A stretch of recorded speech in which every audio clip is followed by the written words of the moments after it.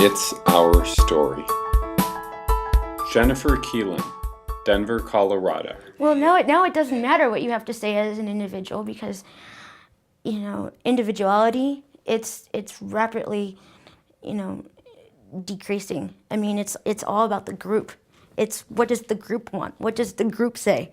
There's no, there's no individuality. I mean, that's just my opinion. But there is no individuality. It's gone. It's non-existent because it's all about the group. I mean, the cheerleader has blonde hair. You want blonde hair.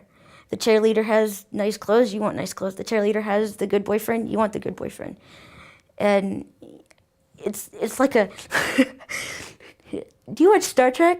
Sure. Okay, you know about the Borg? Okay, it's kind of like the Borg hive mind, It's not about the individual, it's about the whole hive mind, and, and for disabled kids, I notice this a lot. For disabled kids, it's extremely difficult to be accepted into, quote unquote, the hive mind, because, we're different, and so there's no no exceptions into the quote unquote hive mind, and so it tends to be a little bit more difficult because we stand out, and so I know for me, I was popular.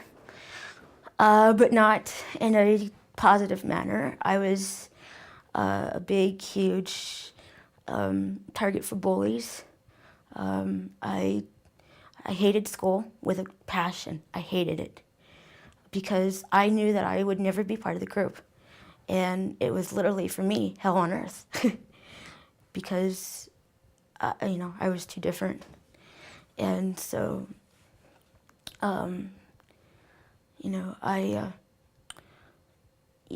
the girls, I mean, boys.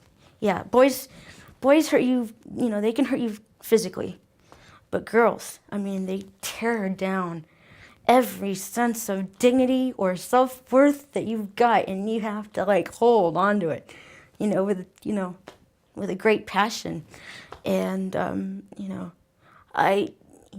they kept telling me, you'll never be one of us because, you're in a wheelchair and you're stupid and you're not pretty enough, you don't wear nice clothes, And it wasn't just the kids, it was the teachers too. I mean, I had awful teachers. I had this one teacher in 4th grade who hit me in the face in front of the whole class because I spoke out, and I told her that my wheelchair was caught between 2 desks, and she's pulling on my wheelchair, trying to rip off one of the batteries. And I said, if you do that, it's going to break, and I'm not going to let you do that. You cannot do that.